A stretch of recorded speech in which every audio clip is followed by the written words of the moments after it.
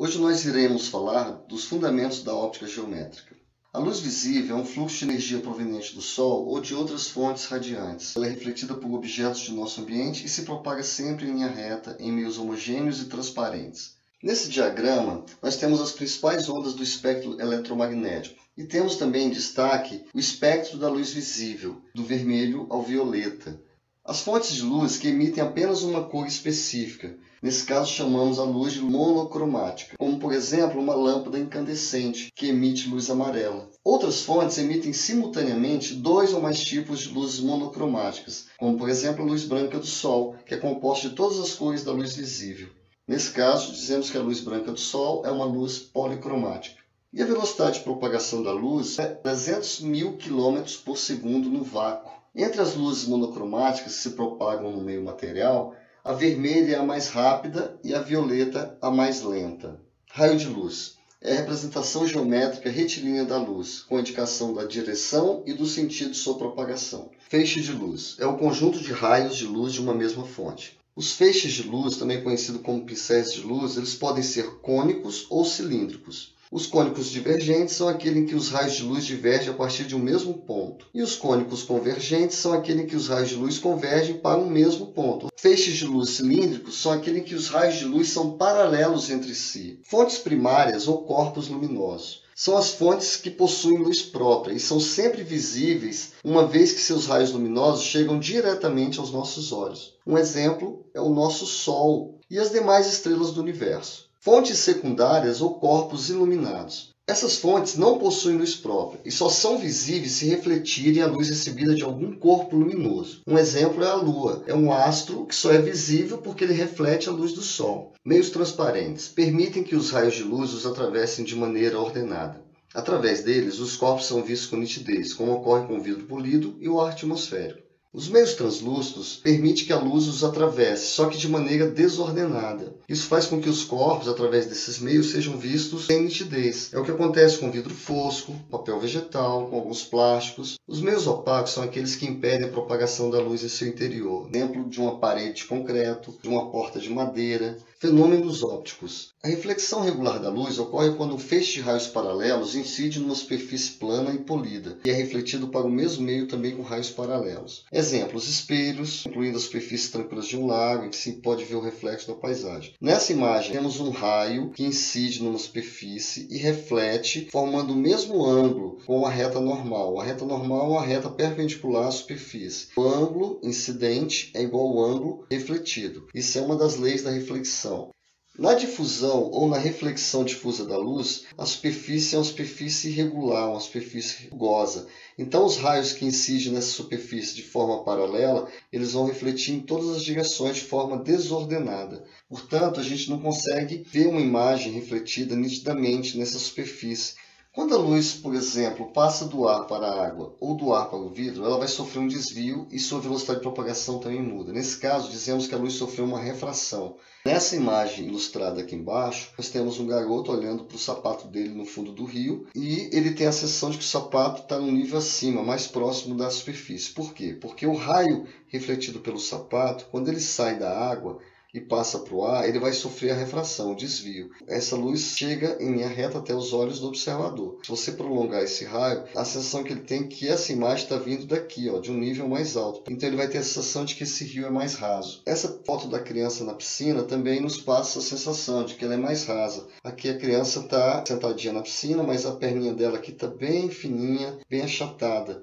O fenômeno da refração também ocorre quando há variação de densidade no meio em que a luz se propaga. Por exemplo, a luz do Sol, ela vem do espaço, do vácuo, se propagando em linha reta. À medida que ela vai atingindo a atmosfera terrestre, ela vai pegando camadas de ar mais densas. Ela vai sofrendo desvios sucessivos, até chegar no olho do observador. O observador, então, tem a sensação de que o Sol ainda está na linha do horizonte, se ele prolongar esse raio. Mas, na verdade, o Sol já se pôs. Algumas superfícies, gente, ao invés de refletirem ou difundirem a luz, elas absorvem grande parte da luz. Um exemplo é o asfalto negro. Ele absorve a luz recebida, deixando em destaque apenas aquelas faixas amarelas que difundem a luz para orientar os motoristas. Princípios da óptica geométrica. Bom, nós já discutimos o princípio de propagação retilínea dos raios luminosos, o princípio em que a luz viaja em linha reta. Agora vamos falar do princípio da reversibilidade dos raios luminosos, que diz o seguinte: se você consegue enxergar uma pessoa no espelho, essa pessoa também consegue te enxergar. Ou seja, os raios que são refletidos pela pessoa, bate no espelho, reflete e vem até seus olhos, eles também podem fazer o caminho inverso. Princípio da independência dos raios luminosos. Um não interfere na trajetória do outro. Um exemplo dessa imagem, um feixe amarelo, outro azul, eles se cruzam, mas continuam seus caminhos independentemente. Vamos falar agora um pouco das aplicações da propagação retilínea da luz. Nós temos aqui duas imagens, duas fontes de luz, uma pontual e uma extensa. A pontual nós podemos imaginar uma pequena lâmpadazinha que emite um feixe de raios formando um feixe cônico. E aqui uma fonte extensa que emite raios em todas as direções. Vamos colocar um objeto opaco que não permite que a luz o atravesse. Os raios que batem aqui não vão conseguir atravessá-lo. Então você vai ter uma sombra projetada aqui nesse anteparo, uma sombra bem definida. Já a fonte extensa vai ter uma sombra bem definida, mas alguns raios vão atingir esse anteparo.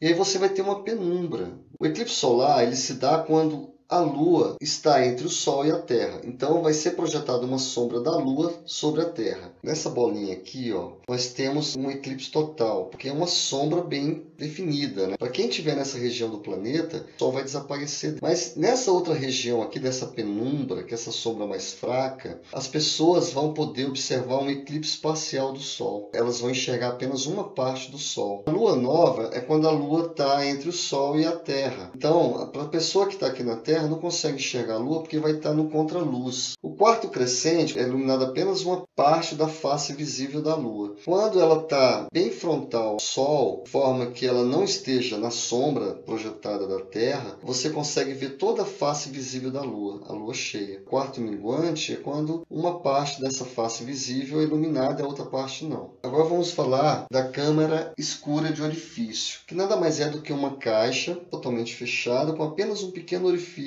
em uma das paredes da caixa, e na parede oposta a gente coloca um papel vegetal esticadinho. E aí você pode ter uma imagem projetada nessa parede oposta, devido ao princípio da propagação retilínea da luz. Como o raio viaja em linha reta, os raios que vêm lá de cima vão ser projetados na parede da caixa aqui embaixo, e os raios de baixo vão ser projetados lá em cima. E da mesma forma que há uma inversão transversal da imagem, né, também há uma inversão longitudinal. O que é direito passa a ser esquerdo e vice-versa. Nós temos aqui um quadro de um helicóptero. Esse quadro está virado para uma câmera de orifício. Aqui tem um furinho da câmera. Aqui está a parede oposta onde vai ser formada a imagem. Então, como é que a gente faz para calcular a altura da imagem? É isso que o problema pede. Então, gente, é só usar uma proporção matemática, semelhança de triângulos. Essa altura aqui da imagem, A', B', está para a altura do objeto. Então, A', B' está para 90 centímetros, assim como a largura da câmera, né, está para a distância do orifício à tela, que é de 270 centímetros.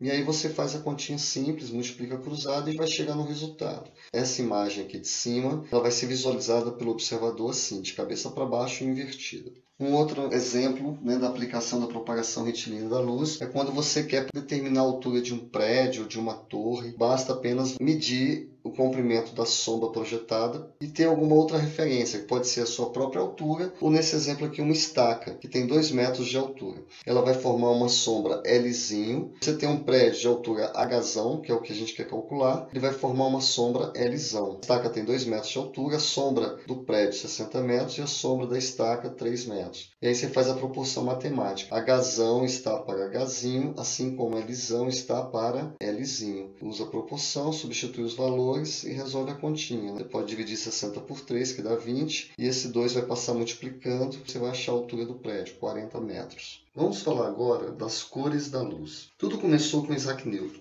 um grande matemático, um grande físico e astrônomo. Em 1665, Isaac Newton fugiu da cidade para o campo para fugir de um contágio que estava matando muita gente, a peste. Ele se dedicou à pesquisa e fez grandes descobertas. Uma delas foi perceber que a luz branca do Sol era composta de todas as cores visíveis. Utilizando um prisma, um feixe de luz, que entrava por um pequeno orifício de uma cortina, né? Quando atravessava o prisma, se decompõe em todas as cores visíveis, são as cores do arco-íris. Newton também percebeu que todas as cores do espectro visível podem ser formadas a partir de 3 cores básicas, 3 cores primárias. Nós temos o verde, o azul e o vermelho. Se eu juntar essas 3 cores na mesma proporção, eu vou ter o branco. Se eu juntar o verde com o vermelho, eu vou ter o amarelo, que por sua vez é complementar do azul. Por que a gente fala que eles são complementares? Porque se eu juntar o azul com o amarelo, eu tenho o branco novamente. O verde e o azul vai me dar o ciano, que é complementar do vermelho, porque ciano com vermelho me dá o branco. E o vermelho com o azul me dá o magenta, que por sua vez é complementar do verde. Os dois juntos também me dá o branco. A luz branca ilumina um objeto qualquer, como essa folha verde, por exemplo. A folha absorve todas as outras cores e só reflete a luz verde. Então a folha funciona como filtro. A gente vai enxergar essa folha verde. Você está enxergando a camisa azul porque a luz branca do sol bateu na camisa, a camisa absorveu todas as outras cores e só refletiu a luz azul. Já o branco do fundo da tela, ele está refletindo todas as cores ao mesmo tempo.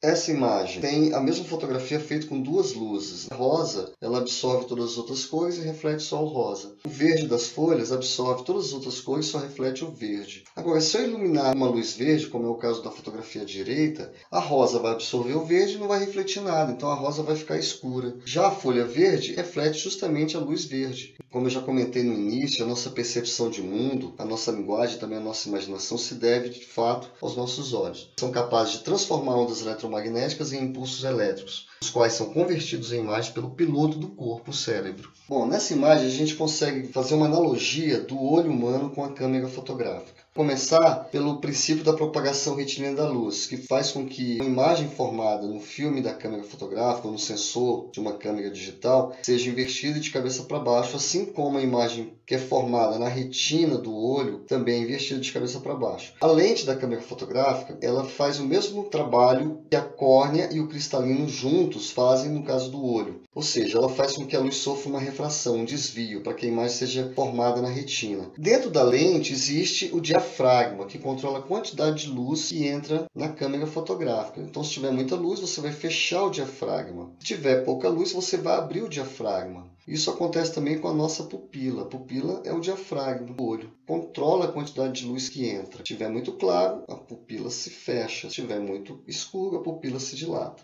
O que acontece na prática? O olho ele capta a imagem que chega invertida na retina. Essa informação, então, ela vai através do nervo óptico até chegar no nosso cérebro. E o nosso cérebro tem a capacidade de converter esses impulsos elétricos em imagens direitas. Ele consegue corrigir essa imagem invertida que estava de cabeça para baixo também. Nessa imagem, nós temos uma visão microscópica das células que compõem a nossa retina. No centro da retina existem aproximadamente 7 milhões de cones. São essas células aqui que têm o formato de um cone. E na periferia da retina existem cerca de 125 milhões de bastonetes, que são essas outras células aqui. Os cones eles são sensíveis às 3 cores primais. Um terço desses cones é sensível à luz azul, um terço à luz verde e um terço à luz vermelha. O que acontece na nossa retina é uma coisa interessante. Se você olhar muito tempo para uma coisa específica, por exemplo, se eu olhar muito tempo para o verde, os raios de luz verde que estão chegando até a minha retina estão sensibilizando apenas os cones sensíveis à luz verde. As outras células sensíveis ao vermelho e ao azul vão ficar desativadas durante aquele intervalo de tempo. Nesse slide nós temos as cores complementares das cores reais da bandeira. É uma experiência bem simples. Eu quero que vocês olhem para um ponto fixo, pode ser aqui onde está esse laser. Depois vocês vão ver o que vai acontecer.